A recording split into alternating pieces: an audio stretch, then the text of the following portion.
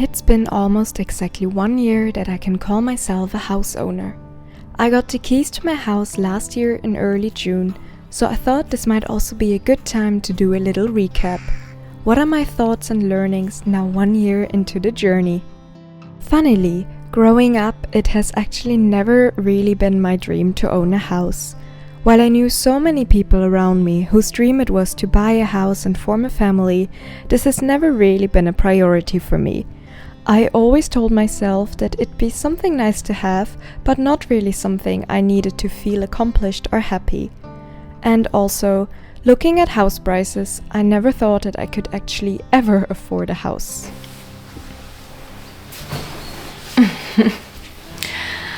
So I don't know what changed, but in the last couple of years I just fell more and more in love with the idea of having a little house somewhere in Sweden, closer to nature.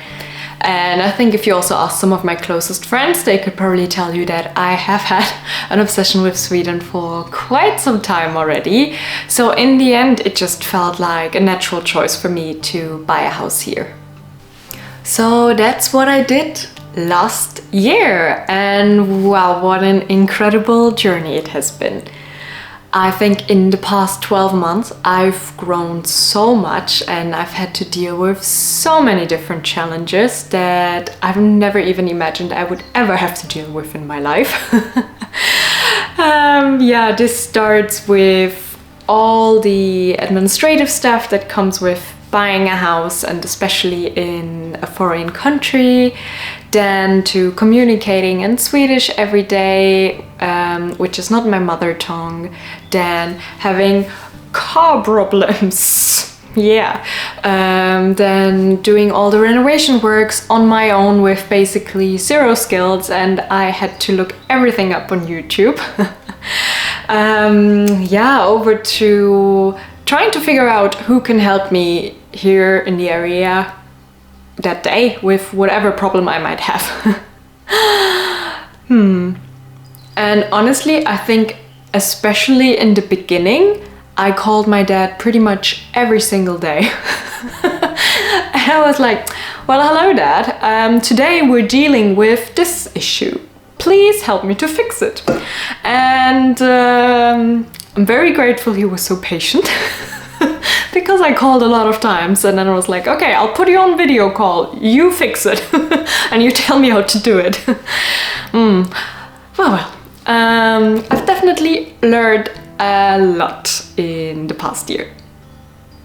But it definitely hasn't been easy. While I was previously in a rather comfortable financial situation, I currently find myself living paycheck to paycheck, which is definitely not my dream situation. I obviously knew that the initial time would be a bit more difficult and that there would be a lot of costs coming, especially since I also only have one income. And most people that I know are either doing it together with their partner or with their families, so they usually have another person to share all the bills and all the costs, and I don't have this.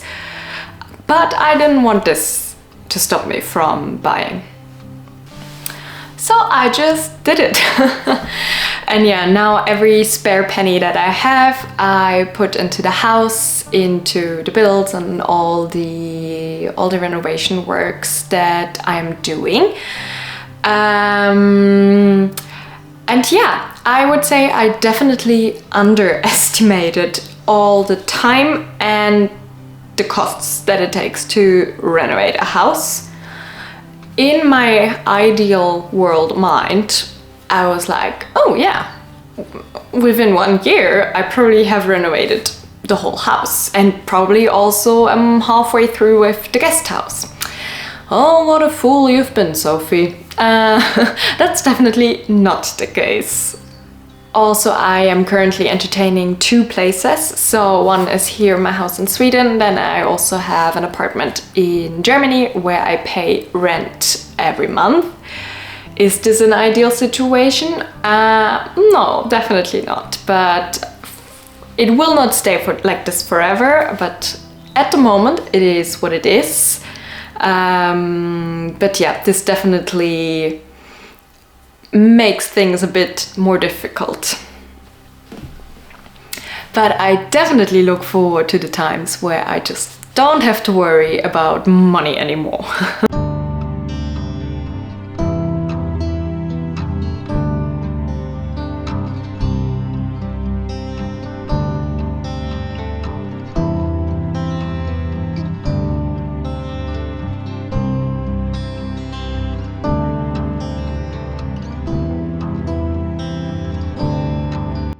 So the initial days were really challenging, and I think after my initial honeymoon phase I really kept wondering very often if this project that I took on wasn't a bit too big for me, especially when juggling everything on my own.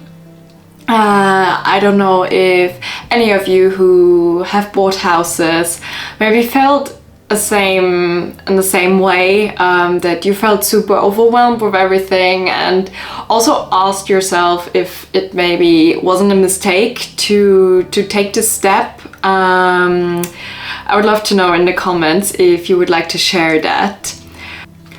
But yeah, I remember my first days here. The house was basically empty except for some furniture items, but there were no pots or pans or dishes or anything. The kitchen was basically empty. And since I drove up from Germany with my tiny car, I also couldn't bring too much stuff with me for obvious reasons. So let's just say making food was very challenging in the beginning. And since I also live in the middle of the countryside, there's also no takeaway food that I can just get around, so it wasn't the easiest. Yeah, and part of it might also be my own fault, but I think I've also shared this in a previous video. I'm trying to get everything for the house secondhand.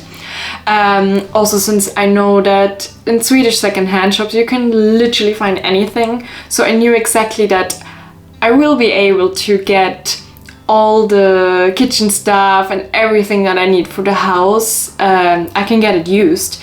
And I just didn't want to run out to the nearest shop and buy everything new, because this also goes a bit against my principles. And yeah, I just told myself, you know what, I guess I'm just gonna eat out of my hands for the first few days. What's the harm? And eventually I managed to find everything in the secondhand shops, as I thought I would. Yeah, but also the house felt very cold in some way, and I don't mean in terms of temperature, because it was in the middle of summer, so it was quite warm outside. But since it was so empty and hasn't been lived in for quite some time, I guess, it just felt, I don't know, it just had this vibe, and there were like spider webs everywhere and dead insects, so I kind of had to start cleaning the first days, you know, to kind of get all the mess sorted, to feel a bit more like at home. But yeah, I just didn't feel too good in the beginning, but I guess this is also super normal, because in the end you buy a house, you don't buy a home. You turn the house that you bought into your home by adding loads of your own touches to it, and this obviously takes time. But by now I can say I really feel like I'm at home.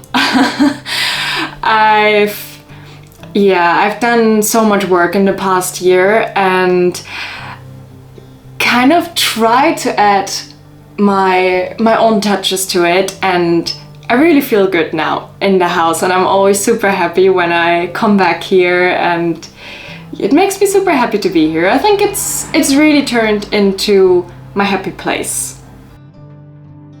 I thought I'll also add you in an old TikTok video of mine that I recorded just a few days after moving in, so you can see how the house looked right in the beginning.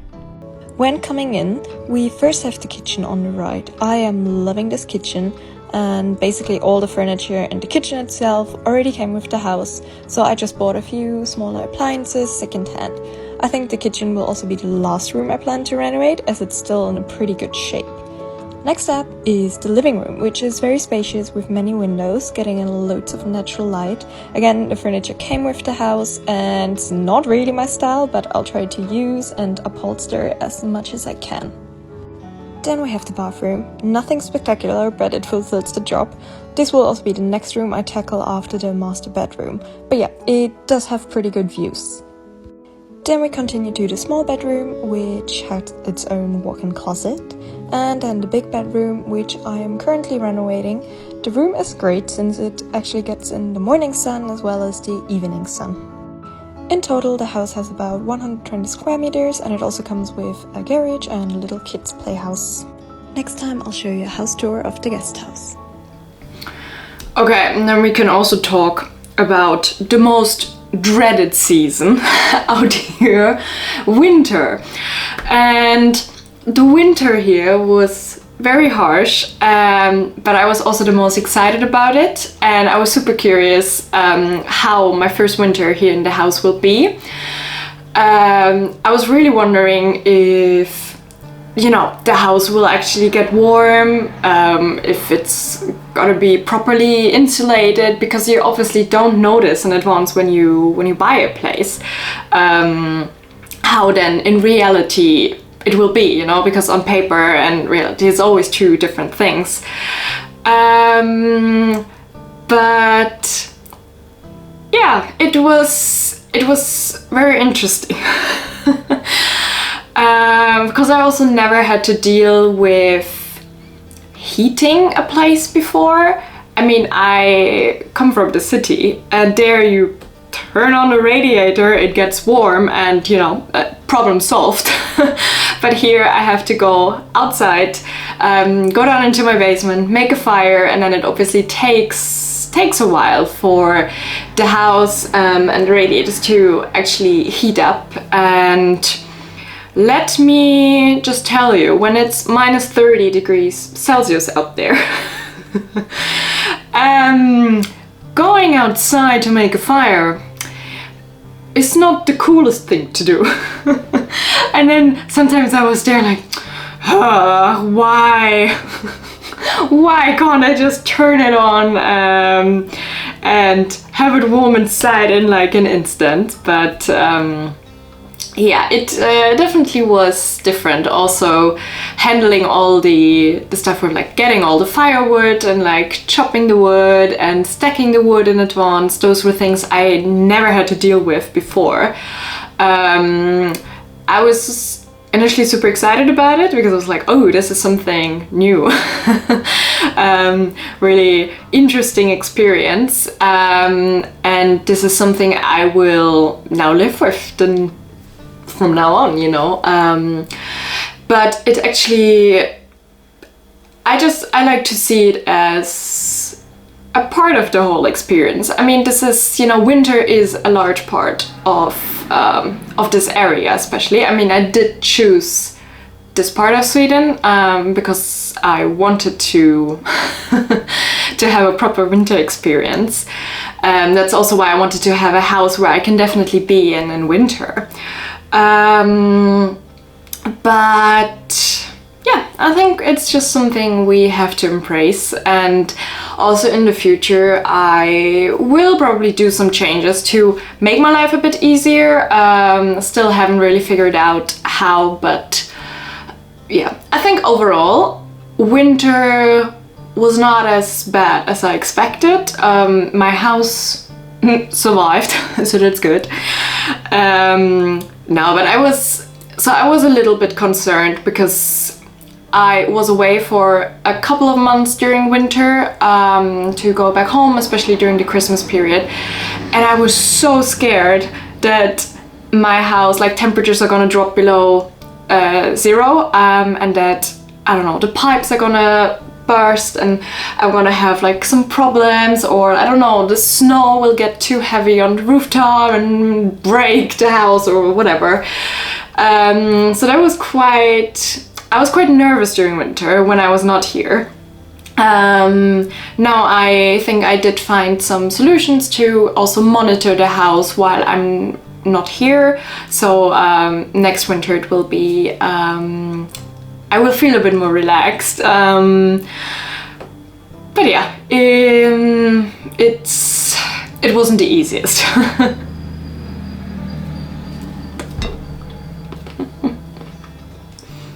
And honestly, aren't cherry the best fruits ever?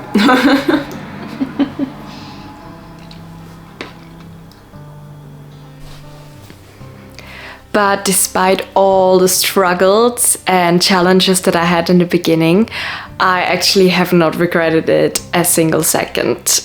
I got to make so many incredible experiences and got to meet so many cool people. It really is like a childhood dream coming true for me. I got to celebrate midsummer, and now I get to celebrate it every year in my own house. I get to go outside into the forest to do blueberry picking, chopping wood, which was something completely new for me, and just going around and exploring all the different areas that are here, or swimming in a lake at midnight because it's still bright and warm. It's just so incredible. And I mean, even now, you know, if I notice, oh, I still need some berries, I literally open my door, go to one of my berry bushes, pick them, and come back inside. And I think it's just so incredible, and I know how privileged I am with this. But yeah, it's been a very interesting journey and crazy experience in the past year, and I still sometimes cannot believe that I have a house. But I guess I am having a house.